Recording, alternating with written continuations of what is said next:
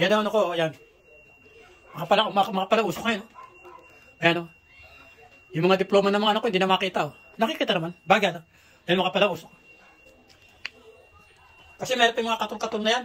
Eh, ang apitado niya, baga mo. Ito, minsan lang to eh. Ayan, marami na yan o. Yung mga sulok-sulok niya, yan, yan. Maganda talaga yung, ano, yung daon ng citronella. At saka, tawag ito, yung balat ng sibuyas, balat ng bawang. Saka di ba, tinatapon lang yan. Eh, dito magagamit mo. Basta, ang importante, madiskarte ka lang. Ay, kung medyo ano, edi mag-ihaw-ihaw ka na lang dito. Oh. Lagyan mo lang ng uling para medyo magsya. Kasi yung uling, inano ko yun eh, nilagyan ko ng tawag ito. Yung para bang liquid na ano, pampang sa lamok.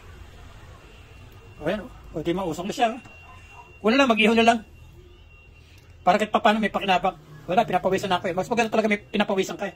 Ay, ibig sabihin, yung toxic sa katawan mo, lumalabas sa pawis, saka lumalabas sa urine. Ano, malalakas na ulo ko. Ano, yung usok. Ayan, siguro may idea na kayo. Yung mga gusto nga dyan, yung mga health conscious, ha? Okay, spray. Pagka nagtagulan talaga, talagang grabe ang mga lamok dito.